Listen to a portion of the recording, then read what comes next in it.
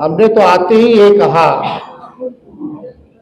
वह लोकतंत्र में लोक हारा है, तंत्र जीती है। तो कितनी भी भद्दी से भद्दी गालियां क्यों ना दी गई हो, लालू जी को भद्दी से भद्दी गालियां क्यों ना दी गई हो, लेकिन वो लोग दोनों नेता ऐसे रहे कि झुके नहीं।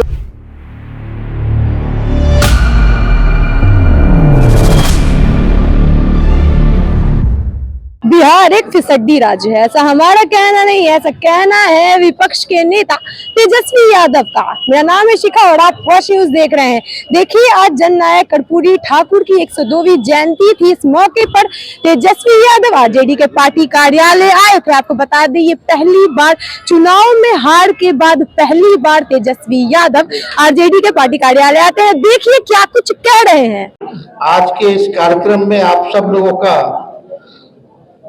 स्वागत और अभिनंदन हम करते हैं।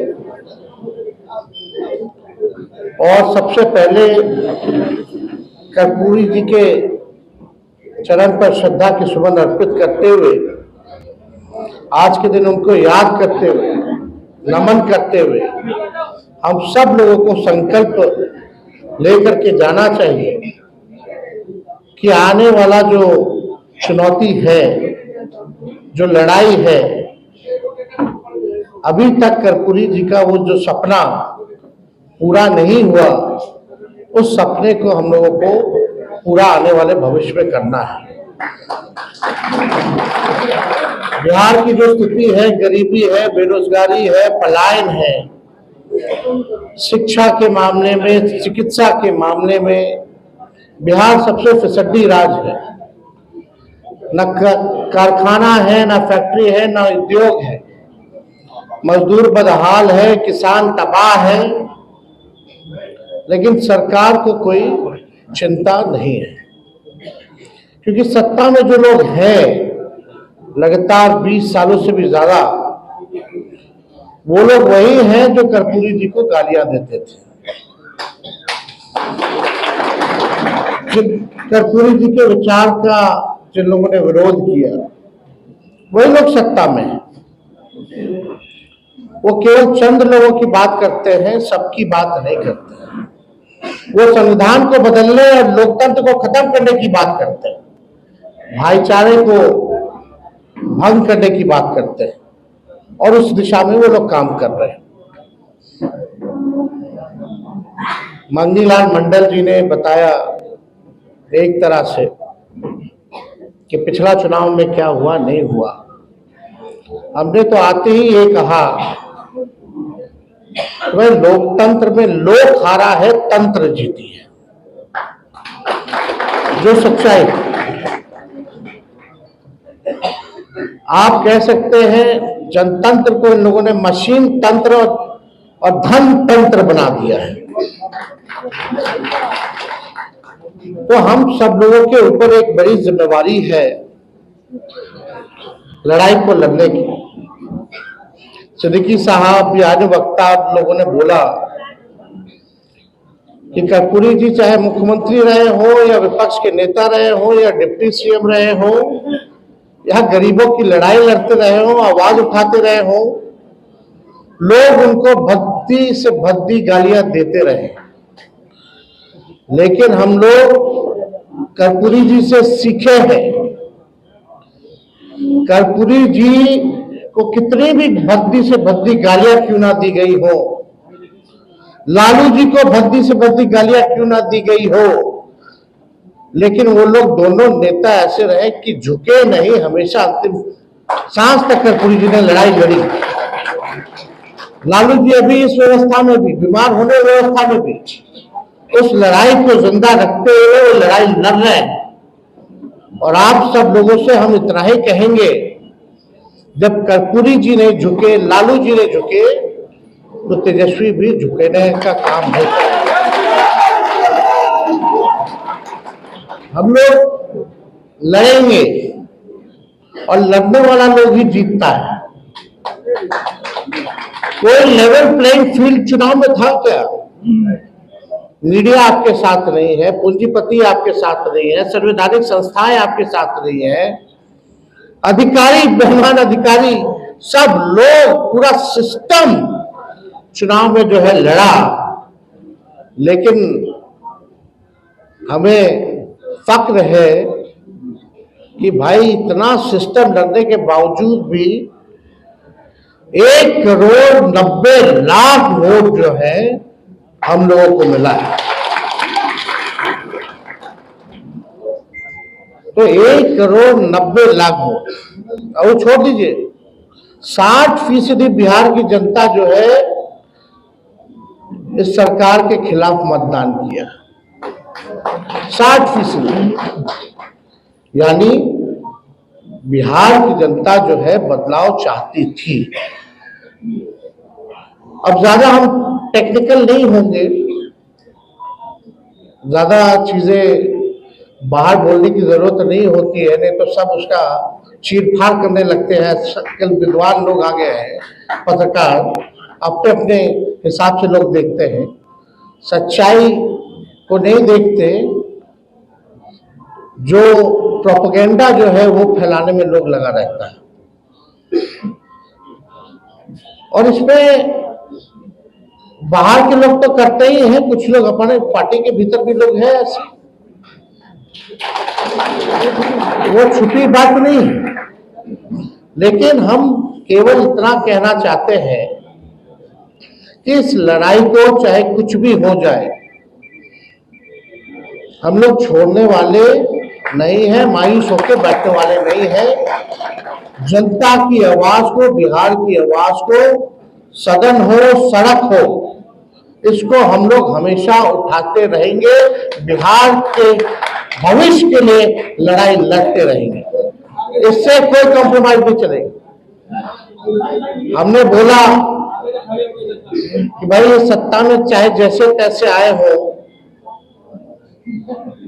लेकिन 100 दिन सरकार बनने से लेकर 100 दिन तक हम इस सरकार को कुछ नहीं बोलेंगे। अब हम लोग चाहेंगे कि बाकी का 1,90,000 रुपया भी माताएं बहनों को जल्द से जल्द दे दिया जाए। 1 करोड़ जो नौकरी की बात की गई थी, वो 1 करोड़ नौकरी भी लोगों को दी जाए। हर जिला में कारखाने और फैक्ट्री लगाने की बात की गई, उसको भी जल्द से जल्द जो है लगवा दिया जाए। जो लोगों ने घोषणा पत्र केवल 38 सेकंड में खत्म कर दिया था, कम से कम उम्मीद है कि उस घोषणा पत्र को आप जमीनी स्तर पर लागू करेंगे। हम लोगों ने मुद्दे की बात की, पढ़ाई, दवाई, कमाई, सिंचाई, सुनवाई, कार्रवाई की बात की, बढ़ते हुए अपराध की बात की। आज क्या हो रहा है बिहार में, मासूम बच्चियों के साथ क्या हो रहा है? और आजकल ऐसा भाजपा का नेता लोग है, समझ में नहीं आता। अभी एक बड़े विद्वान भाजपा के जो अपने आप को एलीट समझते हैं, बहुत चतुर समझते हैं, वो सोचते हैं कि उनसे ज्यादा कोई विद्वान और डैशिंग आदमी कोई है ही नहीं। उनका बयान आया कि तेजस्वी बाहर थे तो अपराध कम था, अब आ गए हैं तो ज्यादा हो गया। गजब बात है। बच्चियों के साथ गैंगरेप हो रहा है, बलात्कार हो रहा है, हत्या हो रहा है, और इस सवाल को मजाक में उड़ा दिया जा रहा है। क्या लगता है इन लोगों के पास कोई रिस्पॉन्सिबिलिटी या कोई जिम्मेदारी बनती है? फिक्र है इनको, ये भी पता कि तेजस्वी अपराधी है, तो भाई जेल में बंद करो ना। अगर मेरे ना रहने में भी तुमको तकलीफ थी, रहने में भी तकलीफ है, चुप्पी साधे हुए तब भी तकलीफ है, बोलते हैं तब भी तकलीफ है। पूरा चुनाव हो गया, बिहार में जश्न नहीं मना, केवल भाजपा कार्यालय और जदयू कार्यालय में केवल मना, पूरे बिहार में नहीं बना। चर्चा चुनाव के बाद तेजस्वी की हारने की हो रही है, ना कि इनकी जीतने की हो रही है। क्योंकि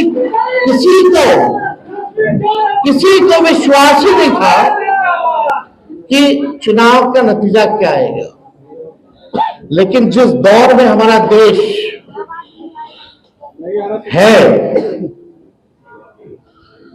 केवल बिहार की बात नहीं, यहां जो लोग डेरा डाले हुए थे, प्रधानमंत्री कूद कूद करके हर हफ्ते आते थे, गृह मंत्री तो मौर्य को अपना घर बना लिए थे, पूरा भारत सरकार मंत्रिमंडल लग रहा था कि देश में और कोई काम नहीं बचा, बस बिहार का चुनाव है।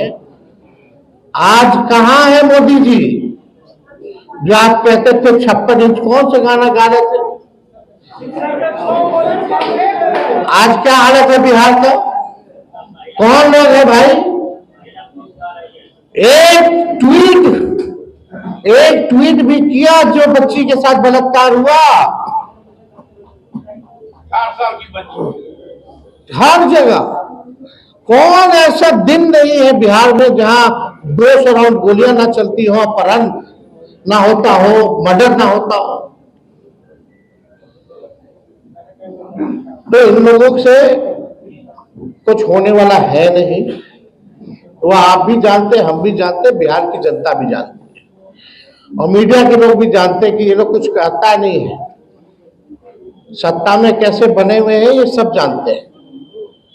सत्ता का दुरुपयोग करना, तंत्र मंत्र लगाना, धन तंत्र लगाना, अधिकारी लगाना, पैसे का खेल करना, संवैधानिक संस्थाओं को हाईजैक करके अपने पार्टी के लिए इस्तेमाल करना, सब लोग जान रहे हैं।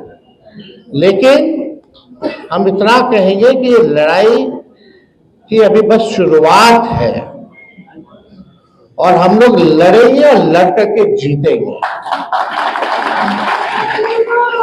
और हम लोगों को चाहे भाजपा हो, ये हो, वो हो, लोग परिवारवाद की बात करते थे। आज पूरा भाजपा का मंत्रिमंडल उठा करके देख लीजिए तो भाई कौन है? नितिन नवीन जी को भी हम बधाई देते हैं, राष्ट्रीय अध्यक्ष बने भाजपा के। उनके पिता भी क्या थे? हाँ, वो परिवारवादी नहीं है, लेकिन उनको राष्ट्रीय अध्यक्ष बनाया गया कि नहीं बनाया गया? तो कितना लोग, और ऐसे ऐसे लोगों को मंत्री बनाया गया कि भाई कहीं जीता नहीं, लड़ा नहीं। तो हमको तो इस सब पे बोलना नहीं है, सब लोग देख रहे हैं। लेकिन अब हम सब लोगों को गंभीर होकर के बिहार के भविष्य को, अगर बिहार को बचाना है तो सबको एक होकर के लड़ाई लड़नी पड़ेगी। और अभी तो सत्र शुरू होगा 2 तारीख से, बजट सत्र शुरू होगा, पार्लियामेंट भी चलेगा। उसके बाद हर जिले का हम लोग कार्यक्रम बना करके, घूम करके हम लोग जो है नया मजबूत संगठन जो है बूथ वाइज जो है हम लोग बनाने का चाहते हैं। तो आप सब लोग बड़े देर से आप लोग यहाँ हैं, आप सब लोगों को धन्यवाद देते हैं। और परसों हमको लगता है कि रिपब्लिक डे भी है, उसकी भी आप लोगों को शुभकामनाएं हैं। बस एकदम लगे रहिए, अन्याय के खिलाफ लड़िए। तेजस्वी यादव जिंदाबाद, तेजस्वी यादव जिंदाबाद, और जय पीएम के टक्कर में। बस नारा तक ही सीमित नहीं रहना है। तो हम लोग सब लोग मजबूत हैं, हम लोग कमजोर नहीं, हमारा समय कमजोर है। समय आएगा जब बिहार में गरीब राज करेगा। तो आप सब लोगों का इस अवसर पर आने के लिए आप लोगों का दिल से धन्यवाद देते हैं। कर्पूरी ठाकुर जी अमर रहे। जय हिंद। आपने सुना कि किस तरीके से तेजस्वी यादव पहले यह कहते हैं कि भाजपा तो जो कि है परिवारवाद की राजनीति करता है, ऊपर से किस तरह वो निशाना साधते हुए नजर आ रहे हैं। वो नितिन नवीन हो, चाहे वो एमपी हो छपरा के, वो साफ साफ ऐसा कह रहे हैं कि वो कौन होते हैं हमें ऐसा कहने वाले। अगर आपको नहीं पता तो एक वायरल जो कि एक बयान हुआ था छपरा के एमपी का, जिसमें वो कहते हुए नजर आ रहे हैं कि जब तेजस्वी बिहार से जाते हैं तो अपराध बिहार में बढ़ने लगते हैं। उस पर क्या कुछ कहते हुए नजर आए तेजस्वी, आपने यह भी सुना और क्या कुछ कहते हुए नजर आ रहे हैं भाजपा के ऊपर की भाजपा ही की तो ये राज्य है जिसमें इतने जो कि है रेप के मामले बढ़ रहे हैं। आप देखिए इस पर आपका क्या कुछ कहना है, आप अपनी राय भी हमें कमेंट सेक्शन में जरूर बताएं। बने रहे हमारे साथ, देखते रहे। धन्यवाद।